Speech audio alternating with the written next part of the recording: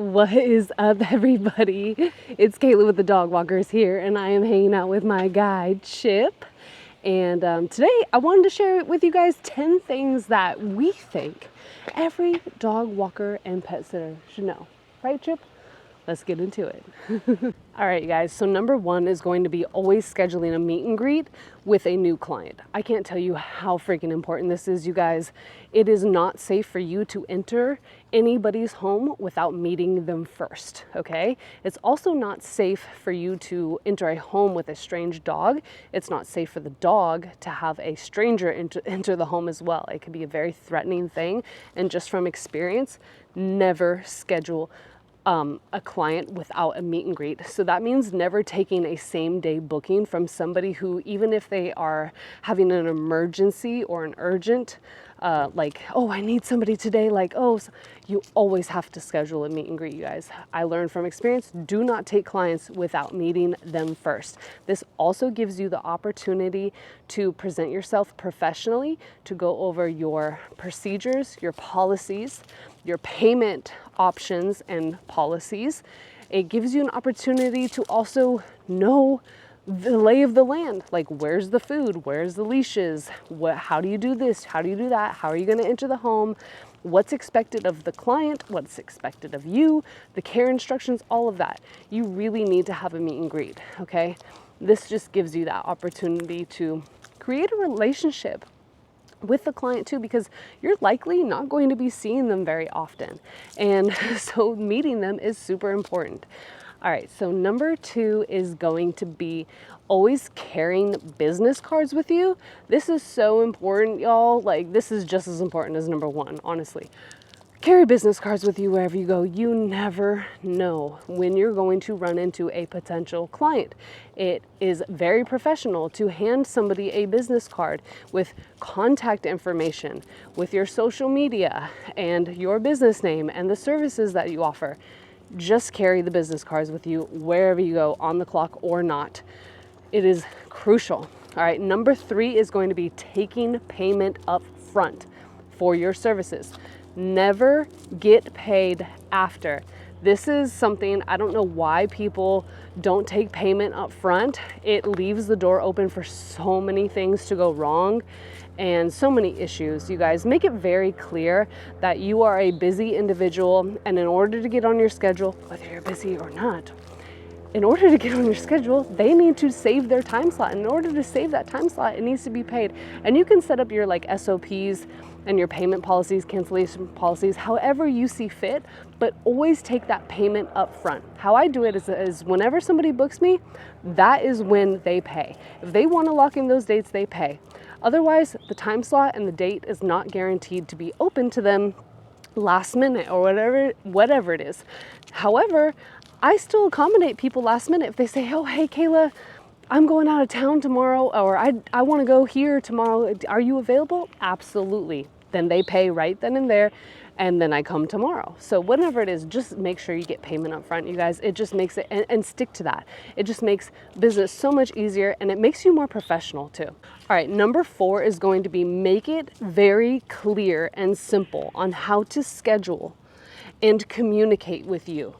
If you're making it really challenging for your clients to schedule their bookings with you, and you're making it hard for them to communicate with you, they're not going to want to book with you. Trust me, people like it super simple. That's why I literally text all of my clients. Now, that's not for everybody, and I'm not saying that it's how everybody should do it or whatever. What I'm saying is make it super simple. My clients love that they can just shoot me a text and say, hey, Kayla, I'm going out of town these dates. Are you available 2 times, 3 times, 4 times a day? Blah, blah, blah. Let me know how much it is. And send me an invoice. Literally, it makes it so easy to schedule with me. And that's how I like it. That's how they like it. Just make it easy however you do it, okay? All right. Next one is going to be act professionally all the time. Act as if your clients are watching you 24/7, because they likely are.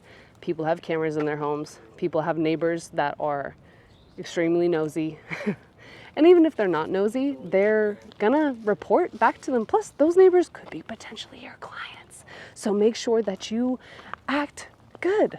Like, be professional, you guys. Don't be unprofessional. And we are not going to get into what that means. I think that common sense is really the key there. Be professional. Act like your clients are watching, because they likely are. And always leave their home better than than what you found it, right? Is that how I'm saying it right? Leave the client's home better off than what you found it. Yeah. So I mean, like, if you make a mess or spill some water, clean it up. Or if you see that there's a little mess that the pet made, clean it up. Whether that's like a toy that got chewed up or a rug that's out of place or whatever it is, you guys, just do it. It really makes a difference. All right, next one is going to be make sure that you communicate and then over communicate. I can't tell you how often clients have told me that their past pet sitter just never texted them, never let them know how don't ever have your client text you and say, how's my dog doing? Is everything okay? Are you there? No, you want to text them pictures, videos, over communicate. Tell them how their dog is doing before they have to ask.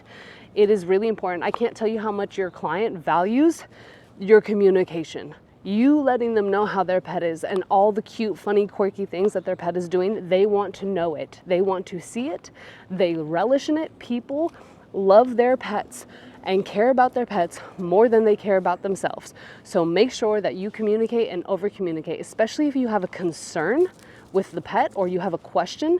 It's better that you ask the question and you get clarity on something before your client finds out that you either messed something up or that you didn't follow instructions because something wasn't clear. So always make sure that you're getting good, clear communication.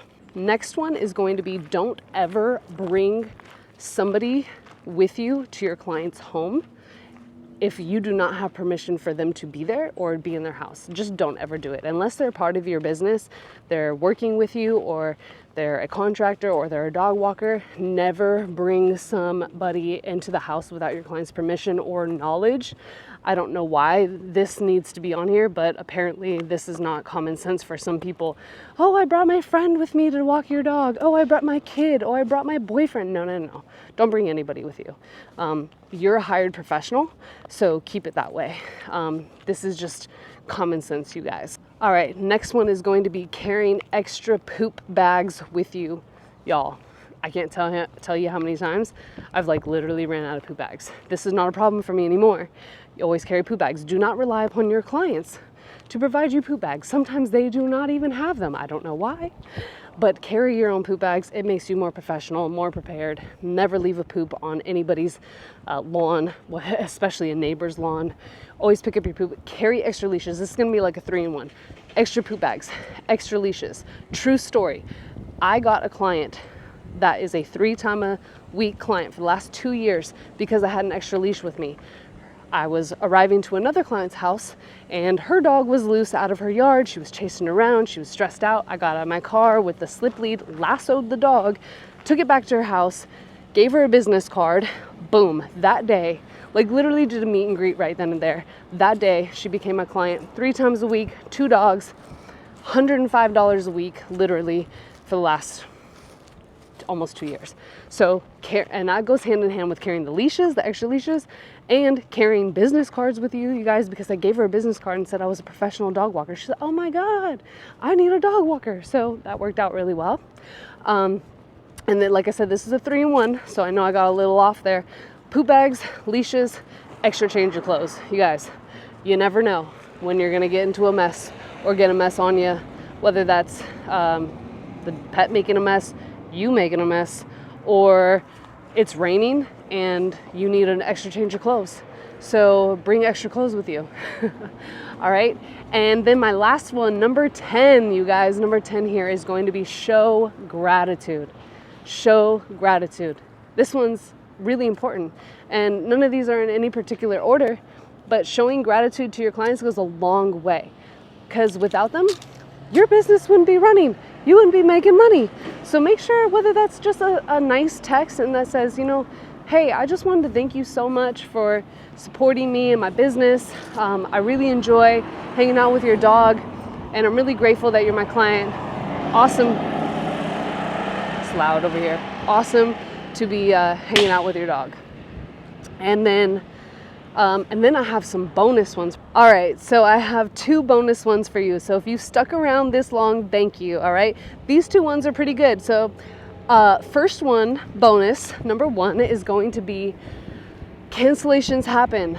You want to be accommodating, be understanding, but also know when to reset your boundaries, because some clients are not going to be your clients, and that's actually bonus number 2. Okay, but they tie in together. Okay, cancellations happen, emergencies happen, things happen, and people will have to cancel their booking with you. Things happen, cancellations happen. It's going to happen, you guys.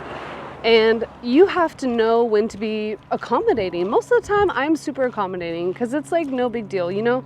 Things happen. But if it becomes a common thing where somebody's like, oh, hey, I forgot that the dog is getting groomed today, and it's a weekly thing, a monthly, oh, I forgot. And it's like they booked your time. So if it's like a reoccurring thing, then you have to reset that boundary and say, hey, totally fine, I get it, you know, life gets crazy, busy. Just want to let you know that we have a same-day cancellation policy. So just make sure that you let me know ahead of time when the dog is going to get groomed. So then that way we can work our schedule around. We can either cancel it ahead of time, or we can move the walk to another day, or whatever it is, you guys. Be accommodating, but know when to set that boundary, because people will take advantage of it. And then again, that second one is, not everybody is your client, all right? Not everybody is your client. This is a hard lesson that I actually had. It took me a long time to learn this, because I am that person that wants to help everybody. I want to have everybody as my client, but not everybody is your client, okay? Literally. There's just some people that don't have respect for you, your time, what you do. They don't value you, or they're late on their payments all the time, or they're always canceling, or they're just a pain in your butt. And I'm going to show you an example of a client that was not meant to be my client. So I had this woman who worked in an office building downtown, and she wanted her dog walked 5 days a week. She took her dog to the office with her, no problem. Okay, no problem. Well, when I had to get there, I'd have to find parking, which took me 15 minutes to get to her office building. It took me 5 minutes to find parking. It took me another 5 minutes to get upstairs to her, to the top floor. So that's already 20 minutes there, 25 minutes there. Then I'd walk the dog for 30 minutes. But once I got there, she'd make me wait 5 or 10 minutes to get the dog out. She was on the phone, she had people in her office, she did this whole drag on thing. Well, come on, Reese, come on, Reese, come on, Reese, come on. And then it would be this whole thing, and it would take about 10 minutes to get the dog out. So now we're at 35-minute mark. Then we got a 30-minute walk. And then I got to go 5 minutes upstairs back into the building. And then it's a whole drag on thing. Well, how was her poop? How was she? Did you make her sit? Where did you go? What was the weather like? Who did you talk to? Did you go here? Did you go there? And then it would be like, oh, I hate my coworker. And there was just this whole thing. And then it would take me 5 minutes to get back down. And then before you know it, you guys, it was like an hour ordeal. And it got to the point where I'm like, okay, I'm getting paid for half an hour here.